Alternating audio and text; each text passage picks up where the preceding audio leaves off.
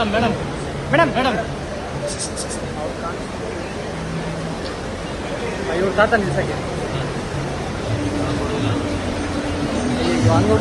Madam madam ಹಿಂದೆ ಹೋಗಿ, ಸ್ವಲ್ಪ ಹಿಂದೆ ಹೋಗಿ ಮೇಡಮ್. ಮೇಡಮ್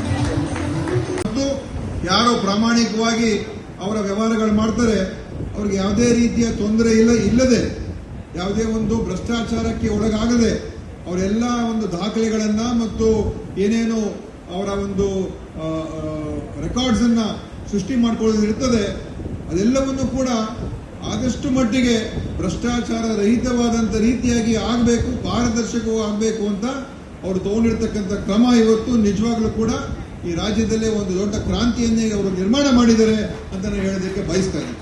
ಇದು ಸುಲಭವಾದ ಕೆಲಸ ಅಲ್ಲ. ರೆವಿನ್ಯೂ ಅಂತ ಹೇಳಿದಾಗ ಡಿಪಾರ್ಟ್ಮೆಂಟ್ ಬಹಳ ಜಟಿಲವಾದಂತಹ ಒಂದು ಇಲಾಖೆ ಮತ್ತು ಇದರಲ್ಲಿ ಏನೇ ಮಾಡೋದು ಕೂಡ ಸೂಕ್ಷ್ಮತೆಯಿಂದ, ಯಾಕಂದ್ರೆ ನೇರವಾಗಿ ಜನರಿಗೆ ಎಫೆಕ್ಟ್ ಆಗ್ತದೆ. ಇದ್ರ ಏನಾದರೂ ಹೆಚ್ಚು ಕಡಿಮೆ ಆದರೆ ಜನರ ಮೇಲೆ ದೊಡ್ಡ ಒಂದು ಅದರಲ್ಲಿ ಸಮಸ್ಯೆಗಳಾಗುತ್ತೆ.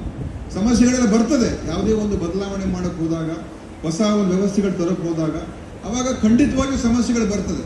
ಆದರೆ ಆ ಸಮಸ್ಯೆಗಳನ್ನು ಬಗೆಹರಿಸಿ ಅದಕ್ಕೆ ಏನೇನೋ ಅದಕ್ಕೆ ಪರಿಹಾರಗಳನ್ನು ಹುಡುಕಿ ಸರಿಪಡಿಸುವಂಥದ್ದೆಲ್ಲ ಕೆಲಸಗಳು ಮಾಡಿ ಒಂದು ಹೊಸ ವ್ಯವಸ್ಥೆಗೆ ಹೋಗುವಂಥದ್ದಾದಾಗ ಆ ಮಧ್ಯ ಭಾಗದಲ್ಲಿ ಟ್ರಾನ್ಸಿಷನ್ ಪೀರಿಯಡ್ ಅಂತ ಏನು ಹೇಳ್ತೀವಿ, ಆ ಸಂದರ್ಭದಲ್ಲಿ ಸ್ವಲ್ಪ ಸಮಸ್ಯೆ ಆಗ್ತದೆ, ಆಗಿಲ್ಲ ಅಂತ ನಾನು ಹೇಳೋದಿಲ್ಲ. ಆದರೆ ಈಗ ನಾವು ಒಂದು ಹೊಸ ವ್ಯವಸ್ಥೆ ಮುಂದಿನ ದಿವಸಗಳಲ್ಲಿ ಅನೇಕ ಜನರಿಗೆ ಇವತ್ತಿನ ದಿವಸ ಒಂದು ಒಳ್ಳೆಯ ಒಂದು ಏನು ದಾಖಲೆಗಳನ್ನು ಪಡ್ಕೊಳ್ತಕ್ಕಂಥದ್ದು, ಮ್ಯೂಟೇಷನ್ ಪಡ್ಕೊಳ್ತಕ್ಕಂಥದ್ದು, ಅವರ ಸರ್ಟಿಫಿಕೇಟ್ಗಳನ್ನು ಪಡ್ಕೊಳ್ತಕ್ಕಂಥದ್ದಕ್ಕೆ ಇವತ್ತು ಒಂದು ಆಧುನಿಕವಾದಂಥ ವ್ಯವಸ್ಥೆಯನ್ನು ಎಲ್ಲ ಎಲೆಕ್ಟ್ರಾನಿಕ್ ಸಿಸ್ಟಮ್ಸ್ ಅನ್ನು ತಗೊಂಡು ಬಂದು ಪಾರದರ್ಶಕವಾಗಿ ಮಾಡ್ತಕ್ಕಂಥದ್ದು ಆಗಿದೆ. ಅವರ ಎಷ್ಟು ಸಾಮಾನ್ಯ ಅಂತ ಕೇಳಿದ್ರೆ, ಸಾಮಾನ್ಯರಿಗೆ ಸಾಮಾನ್ಯ ಯಾರು ಸಿಕ್ಕಿದ್ರು ನಿಂತು ಮಾತಾಡಿ ಅವರನ್ನು ವಾಪಸ್ ಕಳಿಸಿಕೊಡ್ತಾ ಇದ್ರು. ನನಗೆ ಬಹಳ ನಾನೊಂದು ಪಾರ್ಟಿ ಇರ್ಬೋದು, ಅವರೊಂದು ಬೇರೆ ಪಾರ್ಟಿಯ ಸರ್ಕಾರ ಇರ್ಬೋದು, ಆದ್ರೆ ಒಂದು ಪ್ರತಿಭೆಗೆ ನಮಗೆ ಮತ್ಸರ ಇಲ್ಲ. ಕಂದಾಯ ಇಲಾಖೆಯಲ್ಲಿ ಅವರಿಗೆ ಇರುವಷ್ಟು ಅನುಭವ ರಾಜ್ಯದಲ್ಲಿ ಯಾರಿಗೂ ಇಲ್ಲ. ನಾನು ಇದನ್ನು ಹಿಂದೆನೂ ಬೇರೆ ಬೇರೆ ಜನರ ಹತ್ರ ಹೇಳ್ತಾ ಇದ್ದೆ, ಸರ್ ನಿಮಗಿರುವಂತಹ ಅನುಭವದಲ್ಲಿ ನೀವು ಕಂದಾಯ ಸಚಿವರಾದ್ದರಿಂದ ಎಷ್ಟೋ ಕಂದಾಯದ ಇವತ್ತು ಸಮಸ್ಯೆಗಳು ನೀವು ಹೇಳಿದಿರಿ, ಒಂದು 5-6 ಹೇಳಿದಿರಿ, ಎಷ್ಟು ಸಮಸ್ಯೆಗಳು ಇವತ್ತು ಬಗೆಹರಿದ್ದೆ. ಬಹಳ ಸಂತೋಷ ನಮಗೆ. ಕಳ್ಳರಿಗೆ ಸ್ವಲ್ಪ ಕಷ್ಟ ಆಗಿದೆ, ಕದ್ದು ಜಾಗಗಳನ್ನು ಹೊಳಗೆ ಹಾಕೋದು, ಬೇರೆ ಬೇರೆ ಮಾಡುವವರಿಗೆ ಕಷ್ಟ ಆಗ್ಬೋದು. ಆ ರೀತಿ ಆಗಬಾರ್ದು. ನ್ಯಾಯೋಚಿತವಾಗಿ ಯಾರಿಗೆ ಇಲಾಖೆಯಿಂದ ಸವಲತ್ತುಗಳು ಸಿಗಬೇಕು, ಜಾಗ ಸಿಗಬೇಕು, ಸಮಸ್ಯೆಗಳು ಪರಿಹಾರ ಆಗಬೇಕು, ಅದನ್ನು ಪ್ರಾಮಾಣಿಕವಾಗಿ ಅವರು ಮಾಡಿದ್ದಾರೆ.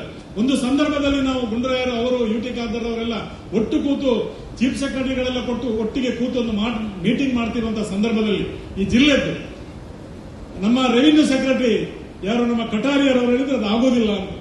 ಕೂಡಲೇ ನಮ್ಮ ಮಂತ್ರಿಗಳಿದ್ದಾರೆ ಹೇಳಿದ್ರು, ಯಾಕೆ ಆಗೋದಿಲ್ಲ, ಅದು ಹೀಗೆ ಮಾಡಿ ಹೀಗೆ ಮಾಡಿ ಹೀಗೆ ಮಾಡಿ ಅಂತ ಚೀಫ್ ಸೆಕ್ರೆಟರಿ ಅವರಿಗೆ ಮಾರ್ಗದರ್ಶನ ಮಾಡಿದ್ರು. ಇದು ಹೀಗೆ ಮಂತ್ರಿಗಳಿರ್ಬೇಕು. ಮಂತ್ರಿಗಳು ಸೆಕ್ರೆಟರಿಗಳಿಗೆ ಮಾರ್ಗದರ್ಶನ ಮಾಡುವ ರೀತಿಯಲ್ಲಿ ಅನುಭವ ಬೇಕು ಅಂತ ಒಂದು ಅದ್ಭುತ ಅನುಭವ ಇರುವಂತಹ ಒಬ್ಬ ಮಂತ್ರಿಗಳು ಅಂತ ನನಗೆ ಹೇಳಲಿಕ್ಕೆ, ನಾನೊಂದು ಪ್ರತಿಪಕ್ಷದಲ್ಲಿದ್ದು ಸಹ ನಾನು ಅವರ ಬಗ್ಗೆ, ಅವರ ಒಂದು ಪ್ರತಿಭೆಯ ಬಗ್ಗೆ ನನಗೆ ಹೇಳಲಿಕ್ಕೆ ಬಹಳ ಸಂತೋಷ ಆಗ್ತಾ ಇದೆ. ಹಾಗೆಯೇ ನಮ್ಮ